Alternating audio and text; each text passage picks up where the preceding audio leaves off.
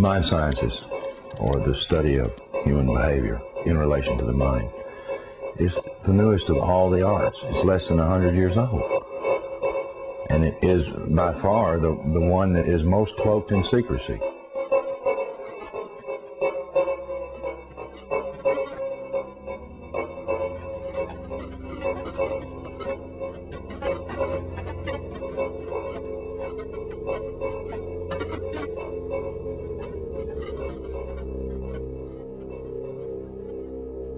The origins of psychological warfare were in Nazi Germany, and in the Nazi ideology they had something that was called Weltanschauungskrieg, which means worldview warfare. The idea for them was imposing the Nazi worldview on the countries that they had occupied. The Americans picked up this idea, created an American version of it, and called that psychological warfare.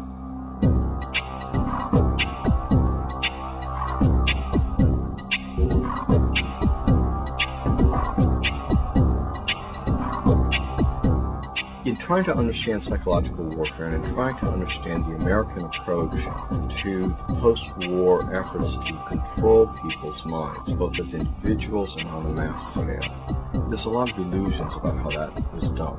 Were Nazis involved in that process? Yes, they were. Project Paperclip was a United States government-sanctioned CIA operation for the importation of Nazi and fascist scientists into the United States.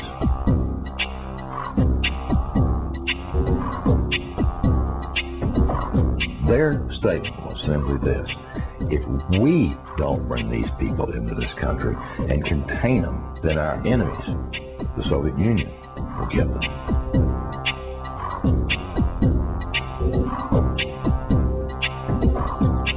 The first wave was to bring these scientists. There was 700 odd propulsion scientists, and then there were some 600 and some odd mind sciences people that they brought in.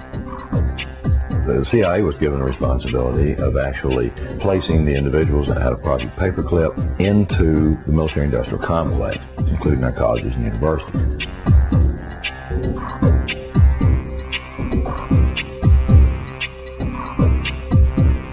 Mind control was a psychological warfare weapon that Adolf Hitler regarded as the answer for taking over the entire planet.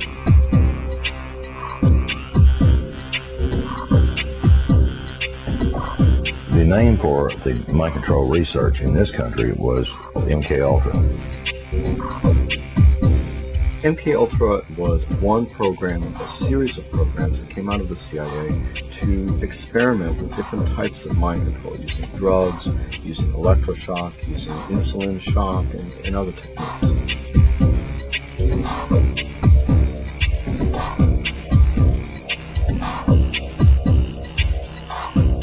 I think that the goal for those people who planned the program was very straightforward. It was an attempt to figure out a way to interrogate people and to learn how to protect their own agents against control by others.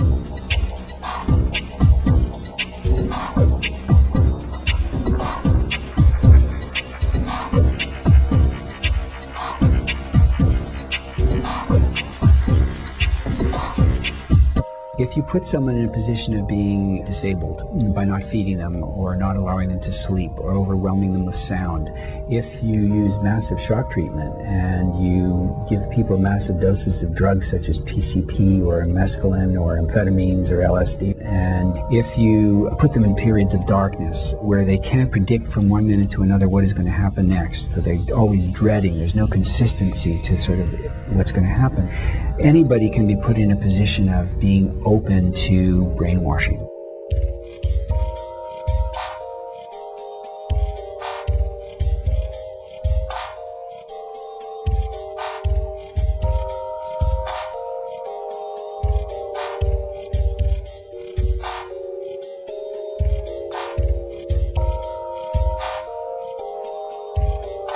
Ewan Cameron was probably the foremost psychiatrist of his time in the 1950s. He was using high-tech sound techniques. He was using multiple kinds of loop recorders to force people to listen to recorded messages 24 hours a day for weeks on end to basically destroy people's thinking patterns.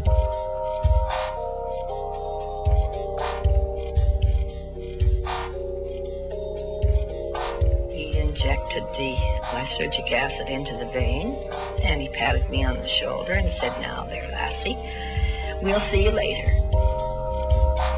And I started to feel very frightened, and the fright became a terror.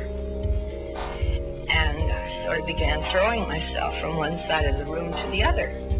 I didn't know what to do to stop this feeling. It felt like my bones were melting, that I just didn't know who I was anymore.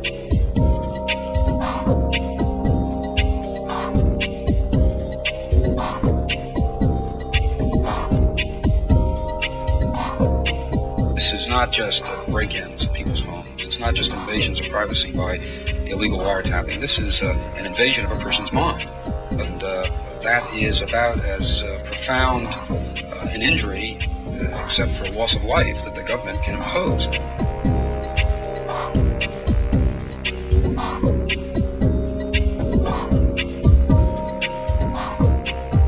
This was a post-Nazi program, if you will.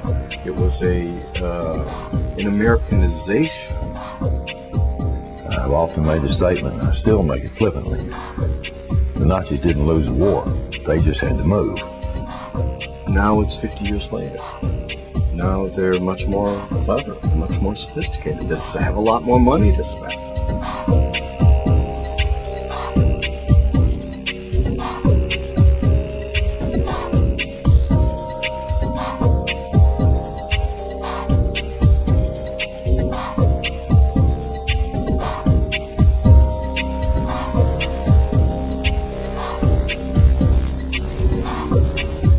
His motor coordination was disrupted because of the compound's effect. Although his vision was not impaired, he found it difficult to focus his attention on the next objective. His physical actions were noticeably slower. He felt compelled to disobey his instructions. Did Sergeant Ditches give you any instructions about what you were supposed to do tomorrow? Tomorrow? What, is today Thursday? Today's Thursday. Today's Thursday, Well...